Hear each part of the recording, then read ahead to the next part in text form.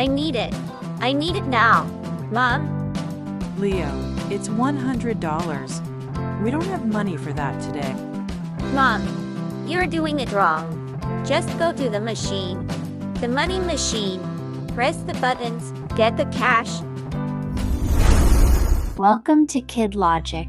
To Leo, money is infinite, and Mom is just being stingy. I'm Money Girl, and today we are going to debunk the 5 biggest money myths kids believe, so you can stop the tantrums and raise a Money Quest hero. Put it on the plastic. Beep beep. It's free. Hey, Leo, credit cards aren't free money. We have to pay it back. No, you don't. The lady gives you the toy and the card back. It's a double win. This is the pain of paying problem. When cash leaves our hand, our brain registers loss. When we swipe a card, our brain registers nothing. Explain it like this. A credit card is a loan card. It means, can I borrow this money from the bank? If I say yes, I have to give the money back to the bank later, plus extra money called interest as a thank you for letting me borrow it.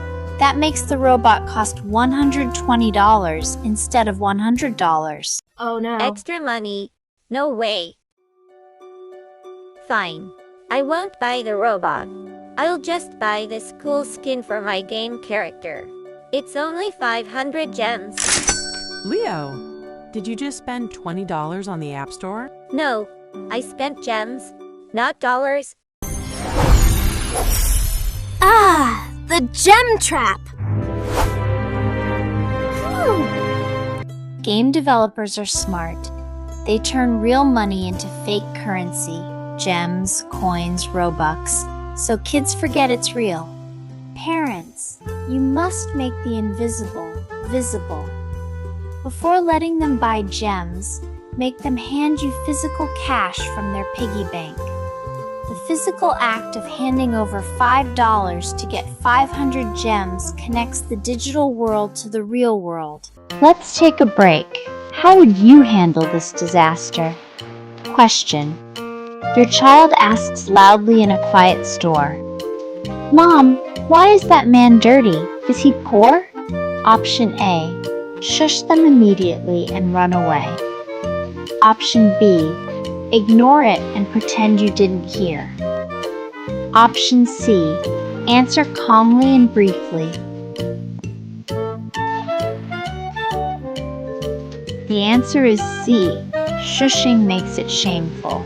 Simply say, you might be having a hard time right now. Everyone's story is different. Treat money and lack of it as a neutral topic, not a taboo one.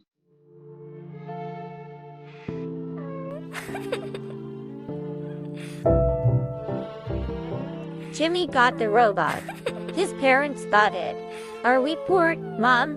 Why can't we be rich like them? This is the hardest conversation, but it's the most important one. Don't talk numbers.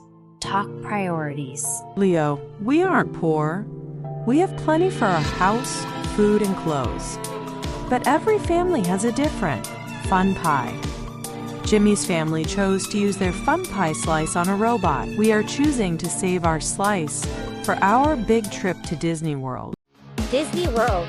That's way better than a robot. Mom, look. The Megatron's cousin, Robo Steve, is 50% off. It used to be $50. Now it's $25. Leo, we don't need Robo Steve. But Mom, if we don't buy it, we're technically throwing away $25. We're losing money by walking away. It's basically free cash. Welcome to Spaving, spending to save. This is a classic marketing trick. Here is the truth. If you spend $25 to save $25 on something you didn't need, you didn't save anything. You just spent $25.